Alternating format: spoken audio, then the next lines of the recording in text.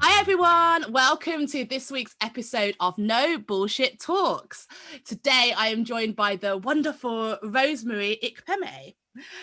I'm so excited to have you here today. She is the creator of an amazing journal called Mind Map, but also you've had like a crazy extensive like history of working in media, right? You've had CNN, BBC, ABC, like, I mean, all the different like three-letter companies.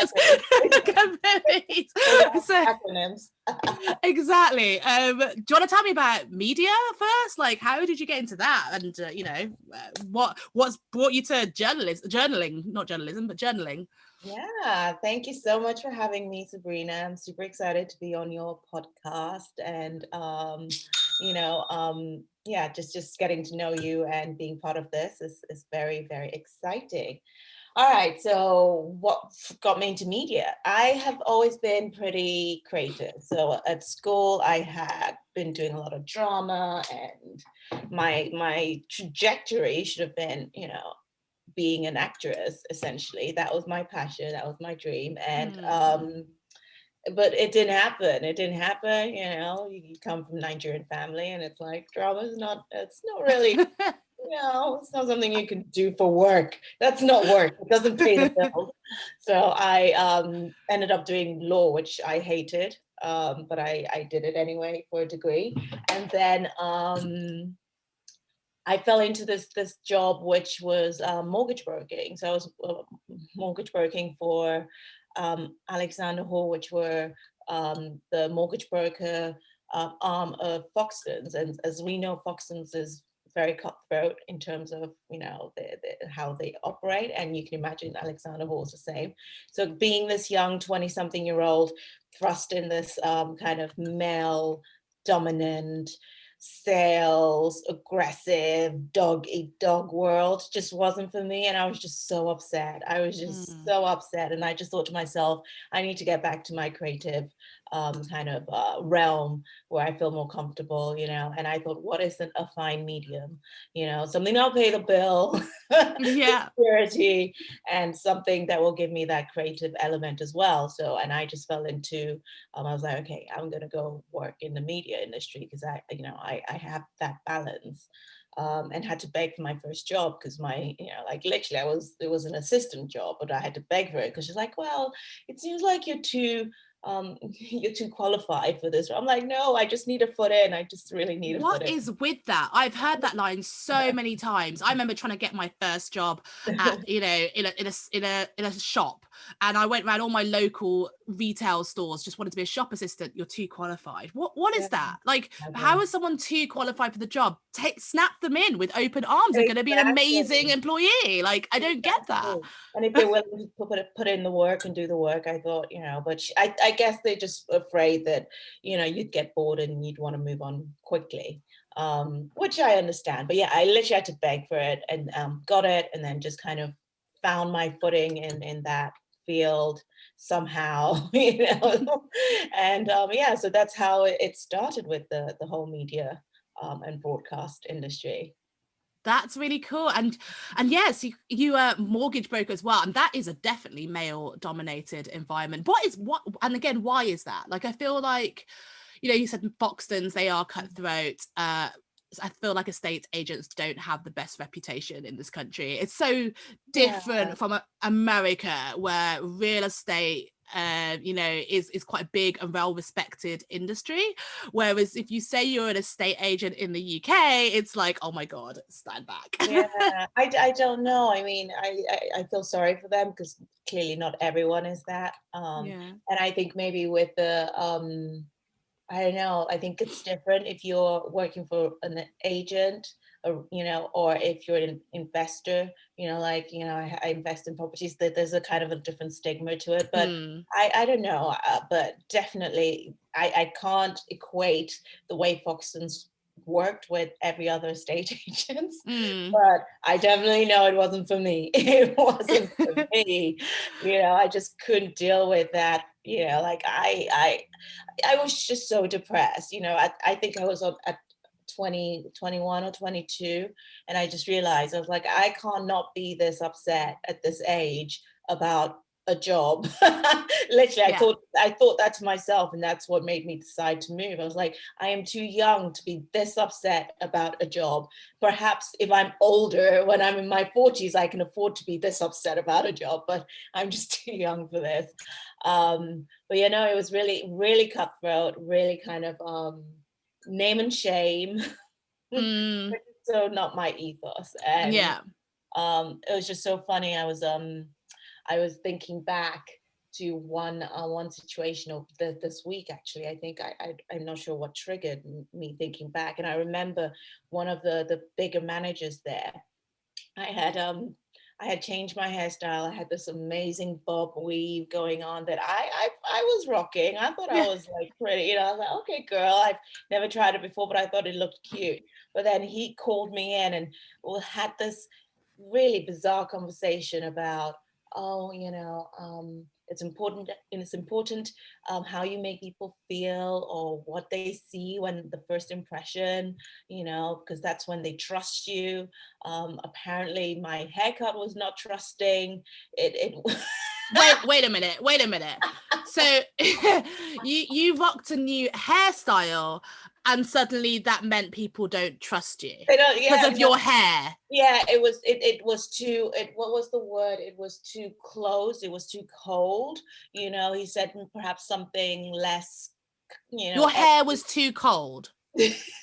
I'm sorry. I'm just trying to understand this because I can't say I've ever looked at someone and thought, "Damn, that girl's got a cold haircut." Like, I mean, like, what the hell? I really don't know, but it was just funny because before then he was talking about, you know, it's important what you say to them, how you know, because it was sales essentially, you know. And then I turned around and I said, hold on a minute, didn't you just say to me it's important what you say? So it's technically that nothing to do with my. It's like no, but the way you look is also with. And I just thought to myself, hold on a minute, do you pull up the guys and also other women and tell them about how they should wear their hair? I was gonna Yeah. say, well, how many other people did he say this to, or was it just you? Like, it's a difference, you know. Well, for If me, Well, exactly. I mean, I mean, I don't know. Like, I've never heard like of an offensive haircut. I mean, you there know, are people. I mean, that you look at their hair, you think, really? But you know, you're not like judging them like completely on their job by the way they cut their hair. Like oh that's a no. and you're also you know, in real estate. It's not like I don't know. I find that really really bizarre. And I guess was it how did you feel then in that environment? Did you definitely feel there was like gender bias Oh and yeah, issues like definitely. that? And like how do you handle that? Like how do you handle in being female in a Well, in male I was dominated young and environments? I couldn't handle it, so I had to get Yeah. out. I was young, you know. I felt that, you know, for me to be successful, I have to kind of plow along with them. We had one really extremely successful woman who had been with the company, I think, from the beginning. So she had already built her accolades and her clients, and she'd be the number one they'd send it to. So there was that, and you know, a couple of other, you know, um, women that perhaps fit the aesthetics that Hmm. were there. But again, it was quite male dominated because it is, you know, it is sales. And yes, I you can be feminine, and you know, you can also be good at sales, but you if it's something that you're not good at, then it can um be tough, which I found it. So I just couldn't stay. I couldn't. I stayed, you know, to the point like I was crying on the train because my train was late, and that was the most devastating thing that could Yeah. happen. Just because of Yeah. the pressure, you know, that you'd be told off, you know, that, you know, you'd have to, you know, just all And that it kind all of just pressure. gets to you. It gets to you. And It, again, I just no, I was too young. And I think that's probably the best decision I've made, well, I was gonna realizing. say, yeah, like this wasn't right for you. This wasn't your destiny. So it put you on the right path. And I feel like there were so many scenarios in life where, you know, you feel like it's the worst news in the world, something bad that happens to you. But in retrospect, you realize otherwise, thank goodness that happened, otherwise I wouldn't be on that path. But say if, for example, you know, you were young, it was difficult, you've matured, you've learned a lot along the way, but what about for those people who you know, who are still young and are in their dream job, and they want to stay there, they don't, you know, you left because you knew it wasn't right for you, but what about those who have worked their butts off to get to where they are, and they just happen to be in a company full of male chauvinistic jerks? Like, what advice can you give those young females in that environment who are waking up every day actually dreading going to work? They love their job, but they just hate the people they're around, and there's that fear that you say the wrong thing, or you know, you can't speak up because they'll say something about you, and you know, there's a huge ratio of men to women.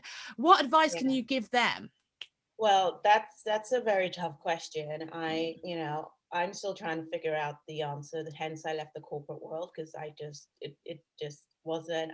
My value wasn't seen. I felt not seen, not heard, not valued, and not appreciated. So I left, which is also one of the best decisions I've made. But then going back to your question, you know, we need to look at it intersectionally, because first of all, I'm a woman, and second, you know, or first of all, I'm Black, and second of all, I'm woman. So if we're talking about that, we need to break that down into those two, because, you know, it is time for women to speak up, and a lot of women are speaking up, and people are listening, companies are listening. I don't know to what extent, if they've now putting things in place to encourage women to speak up, you know, because as much as, you know, we want to speak up, or you're being told to speak up, if you're not in an environment that's conducive in terms of listening and actually taking action towards what you said, then there is no point. And again, it's kind of, you know, disheartening, and we then end up staying silent again. So it is about speaking up. It's about holding your space and making your space, because sometimes, you know, they will not make space for you, and you need to make your space. You need to carve your own space.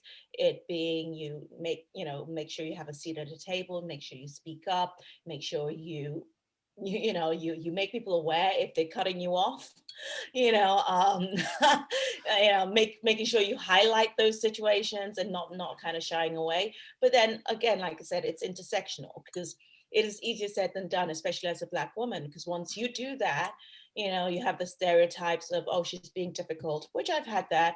You're well, what's your you're You being have an difficult. attitude problem. That is what I actually got told. Yes, I got Yeah. told. This was one of the reasons I left the whole field and started the business, because I had this issue. I had an attitude problem, you know. I was too, you know, you're angry, you're this, you're that.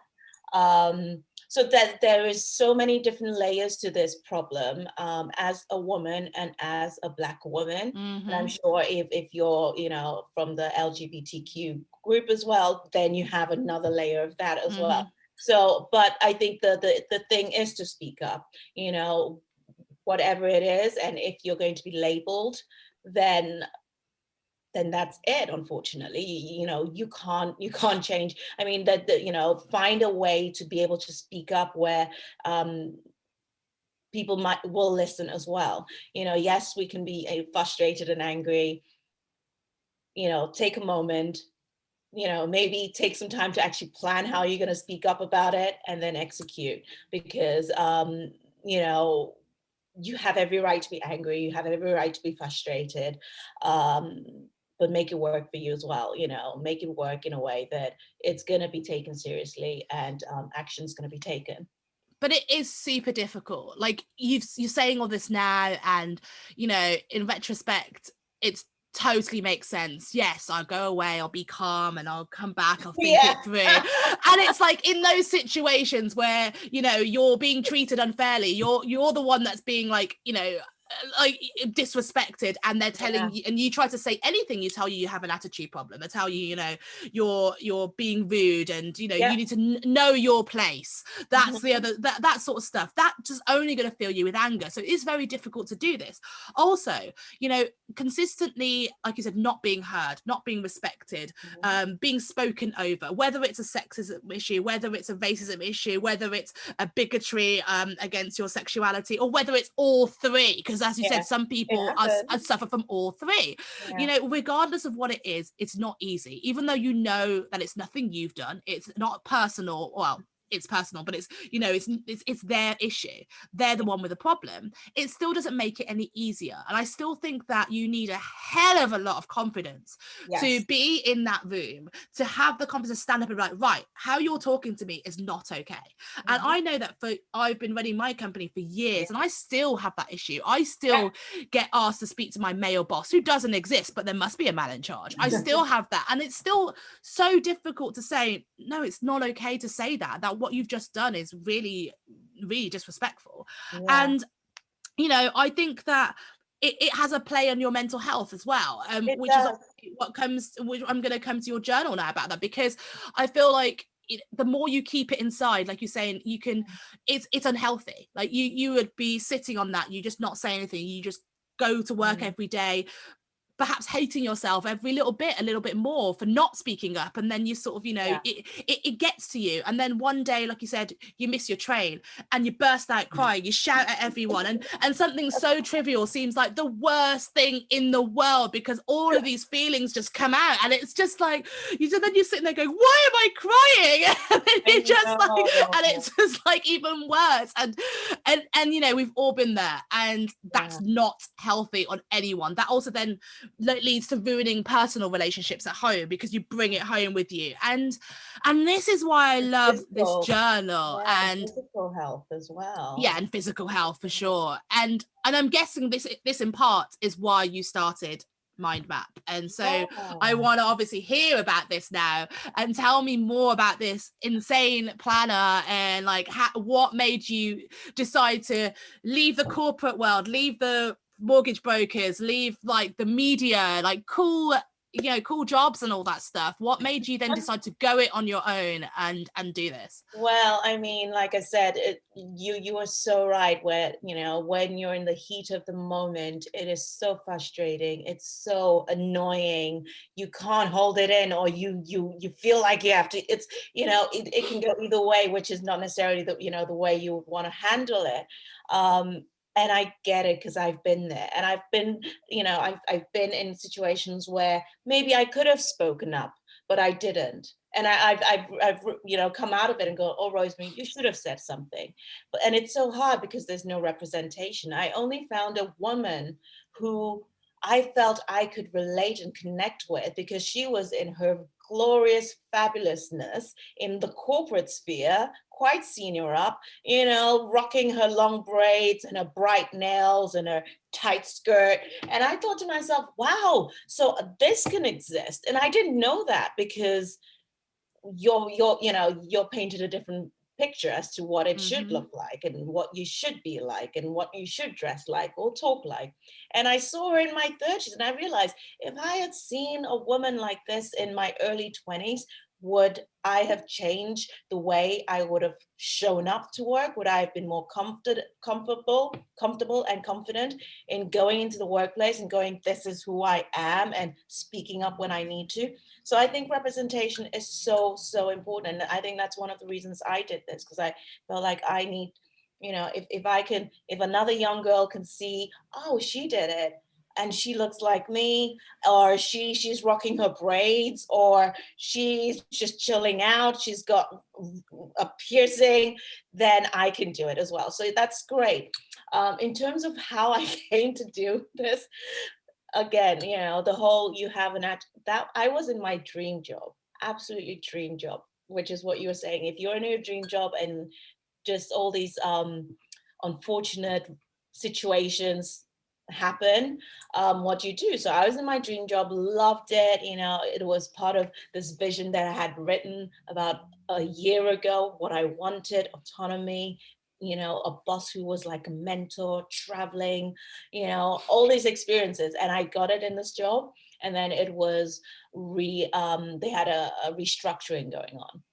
And I had a new boss who essentially for some reason, we just didn't get on, whether she dislikes me or not. And, I probably didn't, favor her much either.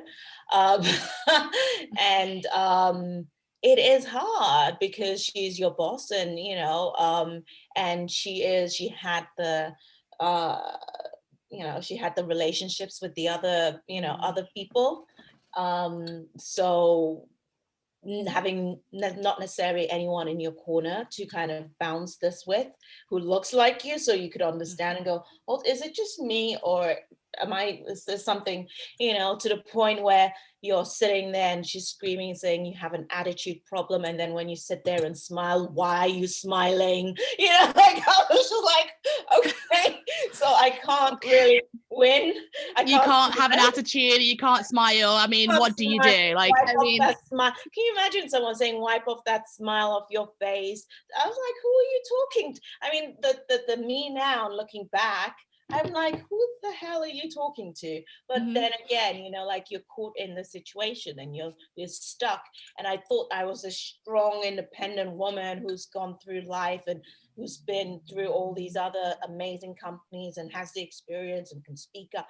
And you're there experiencing this to the point that even I was, subconsciously denying what was going on. I was just like, oh, it's fine. I can deal with this, blah, blah, blah. And I'd go in and I'd have like my hand shaking, from, anxiety, which I never knew that was, and people would turn around and go like, no, Rosemary, this is not okay, even though they wouldn't say anything. Which is interesting.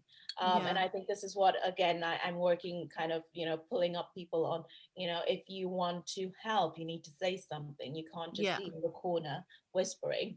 So yeah, I didn't have anyone who looked like me to reach out and kind of confide in and go, is it just me, or have you experienced this before? What have you done? What suggestions would you have? And then the others who did come and say, oh no, there's something wrong, just kind of kept silent. It's not my issue, I'll just leave. So I decided that's how the idea of the business came on, because I thought, okay, now it's time to plan a different future for me, because clearly this is not the future I want. I want a brighter, more fun, exciting, accepting, loving, future, be it in work, be in my life. And this is not it, because I was so unhappy for 9 months straight. And started doing a vision board with a couple of friends, and then the idea came up. And I don't know, this time around it stuck, it just stuck, because I thought to myself, you know what, I'm going to do this. I've had ideas in the past and I've not really pursued them. This time around, I was like, it feels right. It feels like if I don't do this, I will regret it. And yeah, I started it about 4 years ago, and I left that job. Funny enough, I left the job. I did take action. I did, have like a mitigation, and then to the point that where I thought, okay, I'm happy. I didn't, pursue it to the end, but I just wanted to make sure that they knew that I was willing to take action, because it was unacceptable. And then left the job without any new job. I just thought, no, it's not worth that's it. brave. That's the thing. It. Like, I think people who start a business and they kind of have the buffer where like they're in a nice comfy job, and then when they're ready and they've got enough money, they leave. That's different. And I think that it's not as easy to just quit and then just go all in to something that you don't know if it's gonna. Yeah, but I didn't even start this business because I just had the idea. So I quit my job without having another job, because I thought, okay, I'll get another job, maybe work in a year or two whilst I'm, flushing out this business idea and prepping for it. But I left that and didn't have a job, but I trusted. I was like, you know what, Rosemary, the right job will come for you. You will make it work somehow. And within, I think, a day or two, I had a job offer, at CNN. And that's where I was for just I think almost a year and a half. It was a year contract, and it got extended for about 4 or 5 months after. And that was perfect timing because it allowed me to work side by side, kind of just, exploring my business idea, prepping for it, doing the Kickstarter, doing everything. And then by the time I left, I was thinking that I would have to take up maybe some part-time jobs. And I thought, oh, this is going to be a fun, exciting time because I've never done any waitressing or bar staff or anything like that. So I thought, okay, this would be an opportunity where I could explore those jobs where it doesn't take too much brain power, but it's fun. I can meet new people, and it's something that I haven't done before. Do it 3 times a week. There's And not many people who see that that bartending and waitressing as that much of a positive opportunity. well, but There I are have not to. many people. Well, you have to put us, you have to look at the bigger picture. Yeah. Because I would have stayed in that job out of fear. Because when my contract was coming to an end, I was so afraid. It kicked in. I was like, oh my goodness, what am I going to do? Am I going to throw this almost 10 years worth of career that I've built up? My product is not the most conventional. It's not, it has elements of what people might consider a little bit, oh, this is, spirituality or, like journaling, coloring in. It's not, you have all those limiting beliefs that it's not going to be taken seriously. I thought, oh my God, they'll see me in terms of, oh, she's done all this, in her career. Now she's going to do some really random woo, whatever it is, so there was a lot of fear, and I almost applied to stay. and and then and then a friend pulled me over. It's like, because I got stressed out during the application process. And it's funny how things in life show, there's so many signs, and you just need to look out for it and receive them. But I was applying for there was a permanent role going, and I thought, listen, just apply for it. But essentially it was out of fear. I applied for it, and then I went into the interview, and I just got the sense that same feeling that I had previously of not being seen, not being heard, not being valued, and not seeing my worth in this interview. And I was just like, but still, I was like, oh my God, I have to, and I wanted to fight for it. I wanted to, but hold on a minute. I've been with you guys for a year and a half. Surely you should see that, I wanted to fight for it again, because that's a constant battle, just fighting to prove. Yeah, you exactly prove exactly, and everyone's had that situation. You want to prove that you can do it, so you do something even against your better judgment. Exactly. And also, just I think for me as a Black woman, I've always felt like I've had to prove, I had to beg, I had to, so much in my career, I had to be, like, listen, I want to try it. I want to offer you, I'm going to do it. I'm going to learn from you. Don't worry, I'll do the extra work. And that's how I've kind of progressed. And I see other people who are just like, oh, I'm just chilling, and I'm like, maybe, am I trying too hard? Is that the problem? But then if I don't, then you have, oh no, she's not doing it. And then that's it. You've got this big debate. Like, you try too hard, you're pushing yourself, but then if you don't, then you look like you're a slacker, and people say you're lazy, and they accuse you of that. And then it's like, what do? You're torn. And I do believe that you are already at a disadvantage of being in a minority in several different groups. And so you always have to prove that you are as good as or better than them, and that's the problem. And you are consistently fighting this battle with yourself for that proof that you are good. It's an internally really difficult battle, really is. So I get it. No, I had that, just going back to so I got the sense that this dread feeling, like, oh my God, they can't see but yet I wanted to kind of prove myself. And my friend was like, what are you doing, Rosemary? Like, didn't you just tell me about this project you were so excited about? What are you doing? And I was like, you know what, you're right. And I recognized that the fear kind of, yes, again, my livelihood, I had a mortgage, what's going to happen, blah, blah, blah. Mm-hmm. But I realized also the excitement of it. And I realized my fear was that I didn't want to really tap into my savings and diminish my savings. So I didn't have anything because I thought I'd just leave and start doing it. And then I found a solution that worked for me. I think that is I think, if anything, that's so important when you come across a situation that's difficult or challenging, rather, yes, acknowledge it, take some time to, digest it, don't run away from it, the feelings, the emotions. And then the next, after that is just finding a solution that works for you, because there's always, in a spectrum of how bad it is and how good it is, there's always a spectrum where you will be comfortable. It might not be the best, but you'll be okay. You'll accept it. You'll be fine. So I had to find a spectrum where I would be okay, because there's no way I would be like, yeah, I'm gonna leave and have no pay. It's not realistic. But let me find somewhere within that linear journey where I would feel comfortable enough to go, okay, let's do this. And that was okay. I don't want to tap into my savings too much. So why don't I just get a job that it's going to be, but I can't get a job that's too stressful, because then I'll take my attention from my business. Why don't I get a job that's going to be perhaps less stressful, a little bit more fun? What can I get out of it? Maybe I can meet a few people. Maybe I can learn something. Maybe I can try those things that I never did as, young people did, in their 20s and their teenagers. I worked this, I did that. And that's how I saw it, So in that sense, it became something positive, as opposed to, oh my God, I gotta do this. And, and then guess what? I left and I didn't even have to do it. I think you've just basically described every person's kind of mental journey for when they're starting their own business. It's one of the scariest things, right? You have a safety net in a job. You've got a salary. No matter what happens, you're going to have a salary. But, when you're doing it by yourself, you don't have that. If things go wrong, what do you do? Like if you've got a mortgage, you've got kids, you've got all those things to worry about. You have dependents. You are going to fear for not being able to provide for them.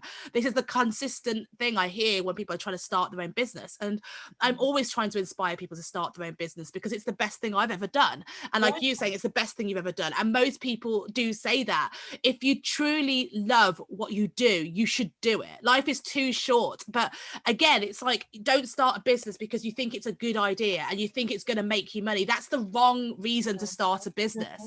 And you're not, and it's not all the glory that people think about. So you have to realize that there's going to be a ton of stress, a ton of late nights, a ton of hard work, a ton of financial problems. And you need to be prepared for all of that. If you don't love what you do, you're not going to be prepared for all of that. You're going to be going, why am I doing this? Because I love what I do and I still wake up and go, why am I doing this? Like, I'm curious, because I don't think we've ever spoken about how you came to start your business. So I'm curious to hear your journey. I think that's a story for another day, because like that is a long story. And I mean, I totally will obviously share. It's a random journey, but mine is also crazy. And I do obviously love what I do, and I think it's quite clear to anyone who speaks to me there's passion there. But I would never be able to do this job if I didn't have that passion, because it is so stressful. And whilst people see me as the happy, energetic, like bubbly person, they think, oh my God, she's just happy all the time. She's just like, life must be just so easy for her. And they have no idea what goes behind closed doors. And that's what I guess this podcast is also all about, because I want to speak to people who are willing to tell the truth, who are willing to not give the social media answer for life, and put the pictures up of all the brilliant things that happen, the successes.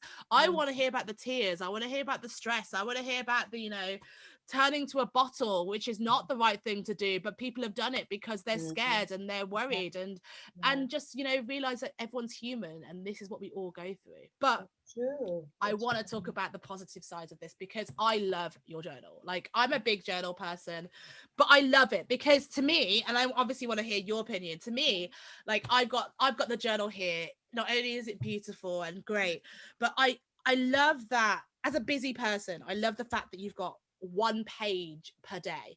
There's space to actually do stuff. There are so many ones who just have a bit of space, and I'm like, my day is so busy. Like, give me space to actually write what I need to do for a start.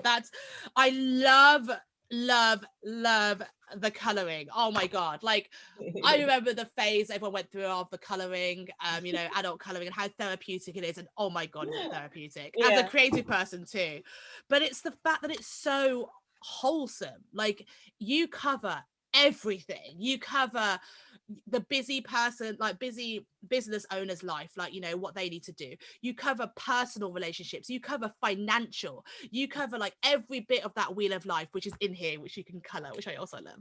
And like, you know, you've got travel goals, you've got like, you know, morning routines, evening routines. It's like you've thought of absolutely everything to sort someone's life out. Now that's how I visualize your journal, because I just think it's so cool. Like, how did you come to this? And like, yeah, like how are you, what are your thoughts? I hope you're proud of it, because I think it's an amazing product, but I want to hear what you think about this journal. Thank you so much. Oh, thank you. That makes me feel so happy. Yeah, no, I am super proud, super proud. It took a long while to get here, but I knew I would, you know, just fine tuning little things. And that's what I'm gonna say, you know, don't wait until it's perfect. You will perfect it on the way. So, you know, now I'm like, oh yes, it's the sweet spot right now for me. Um, so now I can build more. Yeah. But for me, it was, again, you know, going through everything I've been through, going through kind of just my challenges, and you know, trying to build a successful career and trying to just be successful in life. um, I kind of took it to personal development. You know, how do I do that? I think it's just about being curious, you know. So if I want to be successful in my career, what do I do? If I want to be successful in life, what do I do? And you read, you find things. And I think during I was 25, 24, 25, literally. I call it a quarter life crisis. And it just felt like everything just wasn't working for me, you know, like work wise. I think that's when I was kind of trying to navigate myself from, like what I really wanted to do, where I wanted to go. I had a long-term relationship that just had ended. My friendships were very shaky. You know, my relationship with my mom wasn't great. You know, it just felt like there was a lot going on. I was just like, hold on a minute. Hold on a minute. It can't be everyone else. It must be me. Yeah. Which is good and a bad thing. You know, for me, it was a good thing because I said it must be me. So I need to take a moment and step back and reflect.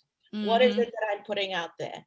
What is it that because it can't just be everyone. The commonality is me. You know, And that's so important, like the fact that you were able to self-reflect. Most yeah. people can't do that.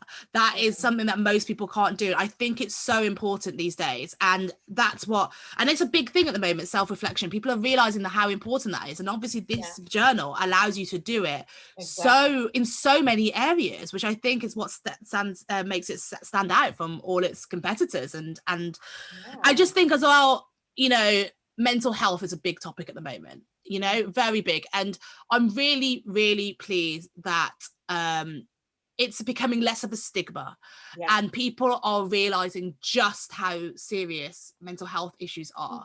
And, you know, everyone's working from home, they consider it to be normal, and not everyone's considerate about other people's working from home status. Like if you're sitting in a nice big townhouse with loads of outdoor space and many rooms and, you know, home offices, then, you know, you're probably doing okay, and your working from home life is probably quite comfortable. But what about if you're in London and, you know, I'm renting in London, I don't yet own my own place. That is my 2021 goal, by the way, but I don't yet own my own place, and I just have a room. This is where I work, this is where I sleep, this is where I eat, you know, and lucky enough I have a bathroom. Otherwise this is where I'd be showering too. And it's not healthy. Like, it's not. If this tiny room is my only, you know, four walls that I get to be in, that's not healthy, and people don't appreciate that and how that much can take a toll. But because I'm a bit more self-aware of it, I don't have, you know, the detrimental mental health effects that it could cause. But not everyone is that lucky, and this is why I think I love this journal, because it makes you more aware of these mental health issues. So I wanted to ask you about your experience in mental health too, and, you know, what it means to you, and, you know, why you've obviously put these really important things in your journal. All right. That's so true. You know, I think working from home, like the lockdown has highlighted a lot of things. And my heart goes to a lot of people, because I was fortunate to have already been working from home. So it was almost 2 years since I started the business. So I've been working from home, and I had to actually, I gave myself time to adjust, in terms of before I left CNN, I already set up my working space. I already set up my routine, so I was clear because I was working with a coach, and we did address that and say, listen, this is going to be important because it's a very different lifestyle, it's a different shift. So I came up with a plan that was just bulletproof. Okay, this is what I'm going to do. I'm going to wake up. I'm going to do this, and you have to be like that so you can ease yourself into that structure, into that change. And then once you adapt, you can then start slowly adapting.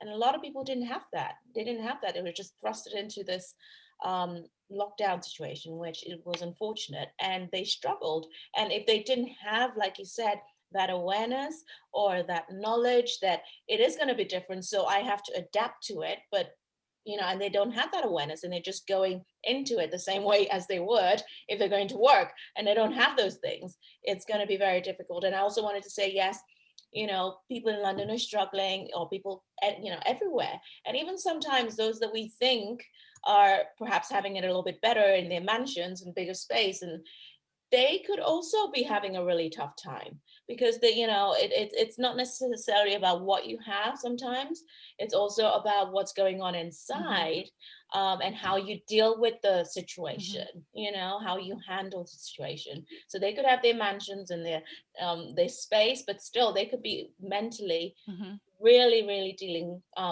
not taking the situation as well as someone like yourself, because you're aware, you put in the work, you're putting the effort, you're putting, you're doing what you need to do to look after yourself. So in terms of mental health, the way I see it, yes, there's a stigma, which I'm glad a lot of people are discussing now, and it's becoming a topic that we are all able to hopefully bring up, and workplaces are aware of this, and hopefully families as well. But this whole thing about mental health, and then people obviously go again to the other spectrum of mental health. Mental health is just like physical health. you know it's just the one that you can't see. It's Yeah. the mind. It's essentially like it's the opposite of physical health. We all know, we all go for walks, get fresh air, go to the gym, run, do yoga, dance, just so that we can be physically healthy. We put things in place at home, how we sit, how we, this is how to stand, the right shoes to wear, so you can be physically healthy. It's essentially the same thing with mental health. You don't have to wait till you have a bad back, which I literally did, to look after your health. And it wasn't because I wasn't looking after my health, I was. But you don't need to wait for it to get bad before you then pay attention to it. Yeah. And I think this is where this, hopefully we're breaking down that stigma, where it's like, you don't have prevention is better Yeah. than cure. Exactly. It's exactly like if you're going to go for a run, that essentially you can incorporate that into your mental health, in terms of, because running fresh air, it allows you to kind of Clears your head. Exactly. zone All out. that stuff. But if you're aware of it, then you can put more focus on it. It's like when perhaps having like a strenuous job where you're physically active.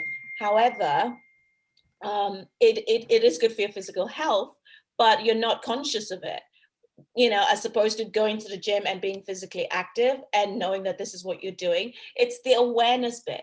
If you're aware of it, then you can put in more effort, and you probably will see the results better and much quicker. So being aware, in terms of, okay, I'm going to do something for my well-being. How am I feeling right now? Am I feeling a little low? Am I feeling a little sad? What's going to help me? What do I need right now? Do I need sleep? Do I need rest? Do I need companionship? Do I need to just be by myself? Do I need to go work out because, I just need to shift some energy? Do I need to journal? Do I need to speak to someone? Do I actually need professional help? These are time, I think mental health, the first thing is just self, like taking time for yourself, because then you start asking those questions. And the more you ask, the more you get to know yourself.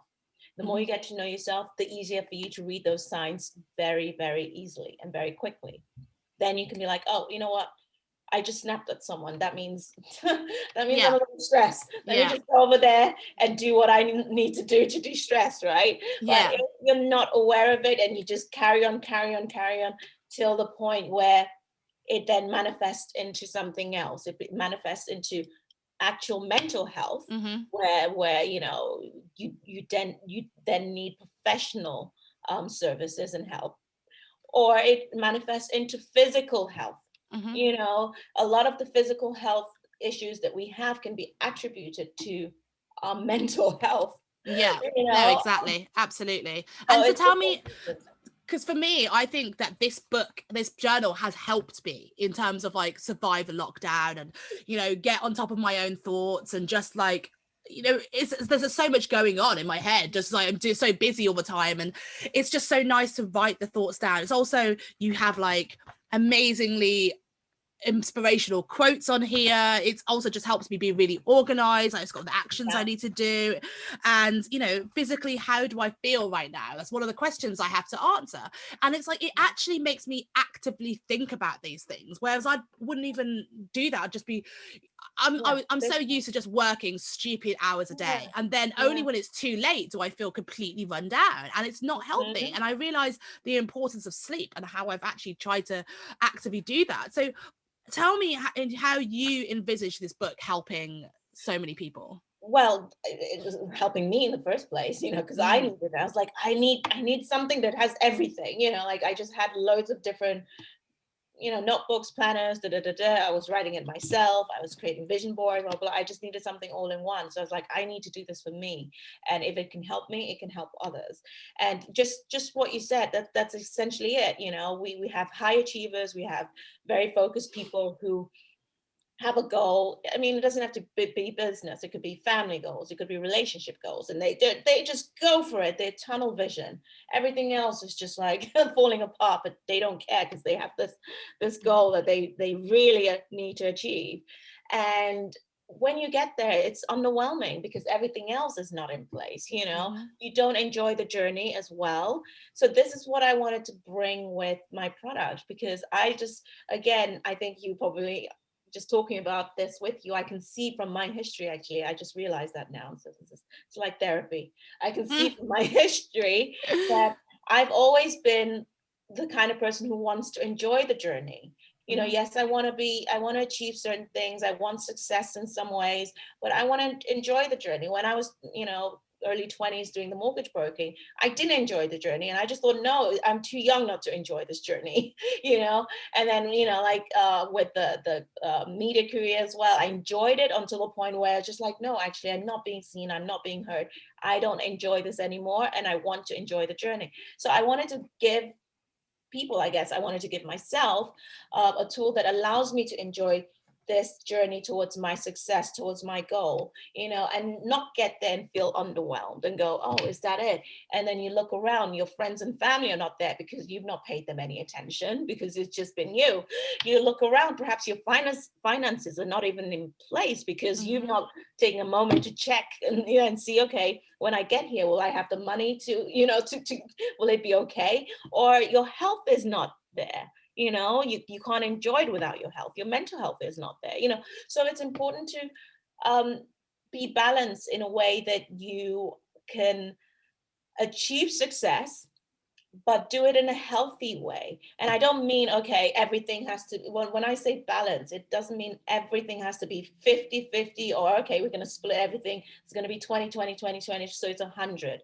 No, balance in a sense that it suits you in terms of what you need at that moment, and what you need that will allow you to get to your goal and achieve your goal. So for example, if your business is, you want to start a business, and or you have a young business like I do, clearly building that business is going to be one of the main priority, because that's your bread and butter, that's your livelihood, and you want to make it a success.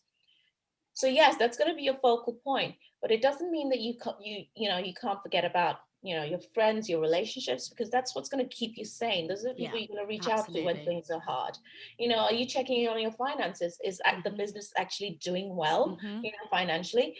Are you checking in on your mental health because it's challenging? Hmm. So those things might not be your number one priority goal, but they should be your sub goals, and they should be there for you to always be aware of and go, you know what, I need to go out for a walk. I've been on this laptop for 8 hours. I do. And that's what the journal is about. It's about helping you rebalance those things, because it's going to look different. It could look, you know, today could be one thing. Again, it could be your business as the main goal, but tomorrow you realize, actually, I'm not feeling that well. So my health should be my focus right now. I'll You've get back just to business. you've just pointed out some amazing things that really like ring home true to me as a business owner too. Yeah. And it's like, well, you said they may not be your number one goal, but in a way they should be, because without them you can't achieve any of your other goals. So, a lot of people talk to me about business goals, and especially this year, 2021 goals, because everyone did the 2020 vision thing, and look how that turned out. So, like that year was crap. And it's just like, everyone's like, right, I'm so done with 2020 that I need to kind of focus on this year. And talking about goals, and January is a big month for goals. And, I feel like, say if your goal is to, a very common one amongst my mutual business owners is, I want to reach that £1 million turnover. That's a big business goal for any small business, right? That £1 million turnover. How do I get there? And it's like, well, fine, that's good enough doing that as your goal. But like you said, if you're physically not fit, you're Mhm. not going to be able to perform in business. If Yeah. you're financially bad, then how the hell are you going to support your business? If you're then got mental health problems, how do you concentrate at work?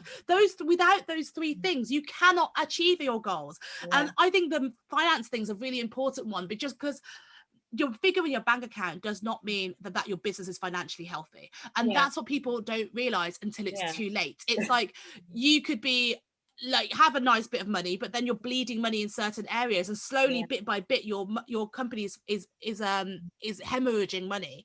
Yeah. And it's before, if you don't keep on top of those things, it's too late. If you don't keep on top of your physical health, you'll start to see that go down very quickly. Yeah. If you don't keep on top of your mental health, you'll see your productivity and everything else, and your performance levels just drop, and everything else will drop. So That's so true. And also, I mean, like I mentioned, relationships is so important, because we need that. We can't just be, absolutely. we're not, humans are not meant to just be alone. So if your tunnel vision just on your business, and you're not talking to your friends, you're not doing anything, you you still, when you get there, who's going to be there with Exactly. you? No one. And when it's tough, who do you talk Yeah. to? Like, you Ex- need someone to talk to. Like, you can't be Exactly. alienating everyone. That's just not healthy at all. And the most important part for me, which I haven't yet mentioned, is the section for me. I'm going to always have that in all my journals. I think is the celebration and contribution, I love because that. again, we take that to the next level. Because when you do something that is bigger than you, it's not just for you, it's for other people.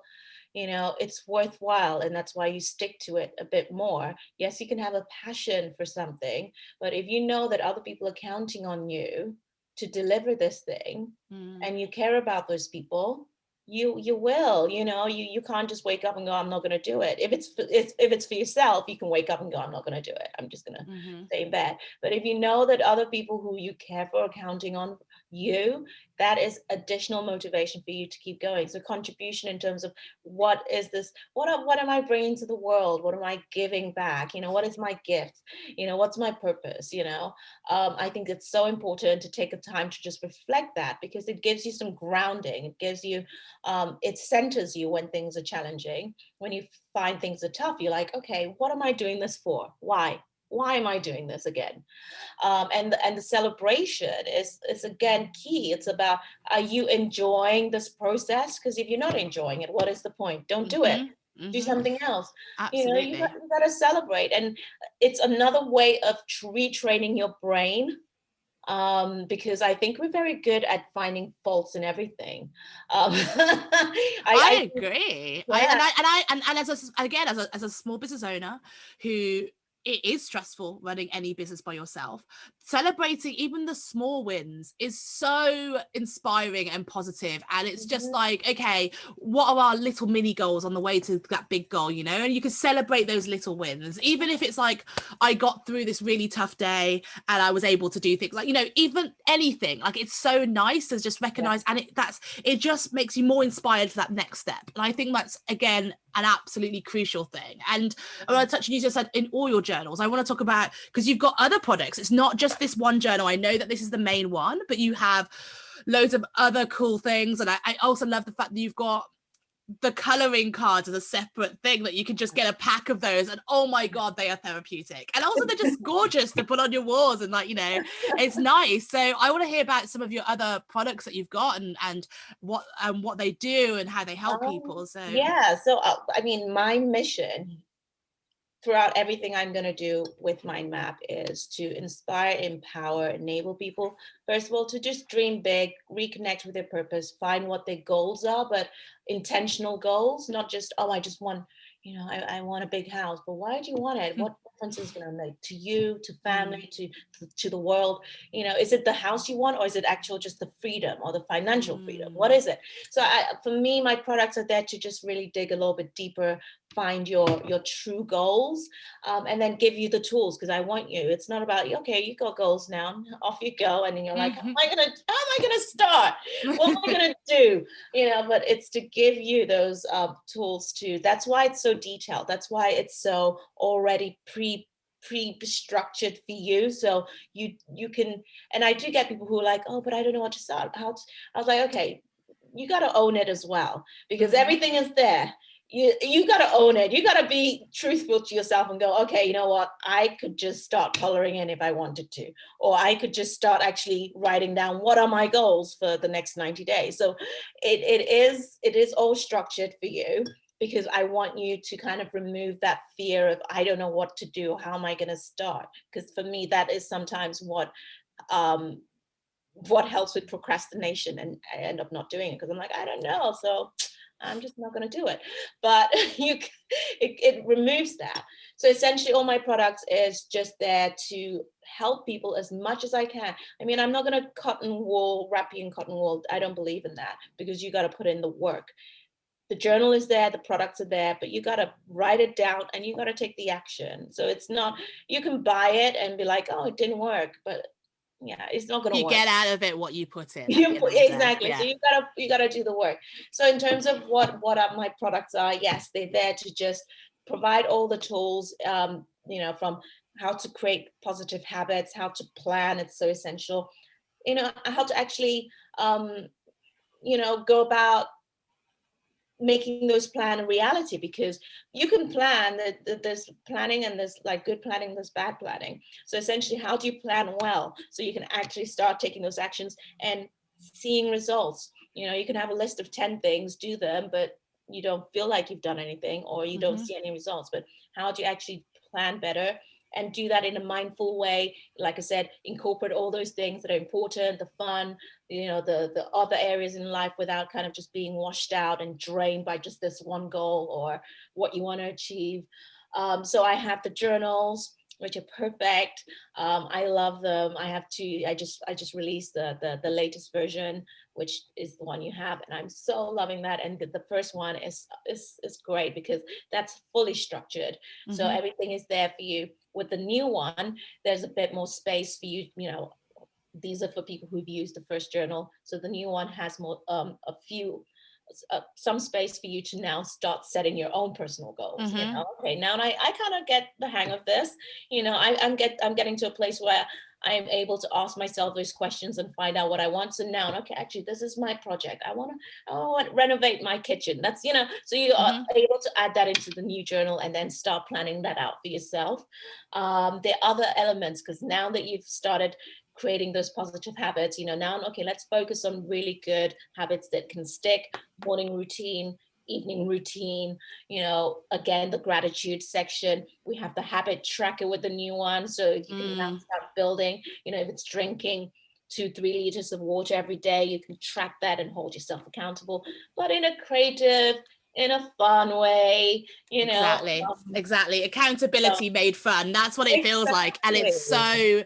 so good. And Yeah. yeah, I have to say, like, as I said, I love my journals, but this one is just, I feel like it's just a source of everything. And it's all in one place, like you said, which I think is incredible. So Yeah. you can buy it, I believe, at mindmap.co. So So MYND. I love that, how it's my mind map, like right, exactly. MYND map. Love it. .co. And yeah, well, you can find you on Instagram. I think you're quite popular Yeah. there. And where else can we find you if we want to You find out can more information? find me on Instagram. You can find me on Facebook. I also have like a personal Instagram. If you snoop, you'll find that. So feel free to follow me there. Um, Other products, we have the journal, which is just blank. So if you just wanted to free write, Nice. that's the thing, the quality of our, for me, it's about quality. It's something that you hold and you feel, it feels precious to you. Because I had something similar. I just felt like all my dreams and hopes were in there. So the quality of my product is just, that is one really important thing. So when you get it, the paper quality, so you can actually draw, and if you write with fountain pens and stuff like that, it just feels so good. So I have Yeah. the bullet journal, which is blank, just space, which I'm actually using. I've got this, using Look, all my notes true in to there. your word. Exactly, and I use colors as well. And there's like questions there for you to reflect with some affirmations, just to help you kind of keep that positive state of mind, etc. And doodling. And then you have the agendas. So if you don't want to take your journal to work, you can have the weekly agenda, which is a notepad, and it covers all the week. Again, it's super fun. You have the gratitude section, you have the habit tracker, and you have the doodling, and then you can write your notes, and you can schedule your day for the week. So there's a lot of fun things you can get, try out. If you don't want to start with the journal, you can start out with the daily agenda as well, and the cards.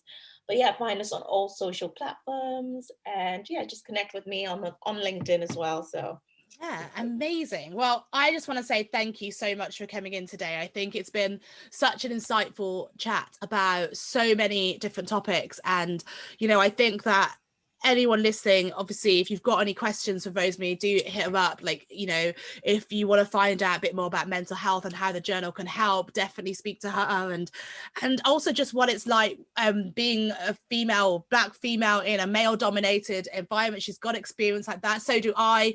I obviously am in the web dev world and consistently have problems there. So, we feel your pain. We know that we're not the only ones feeling like this. So anyone who ever does feel like this, please do get in touch, because we get it. But Rosemary, thank you so much. It's been great having you today. I hope, to all the listeners, I hope you've enjoyed today's show, and I will see you guys in the next episode. thank you so much, Sabrina. Bye, guys.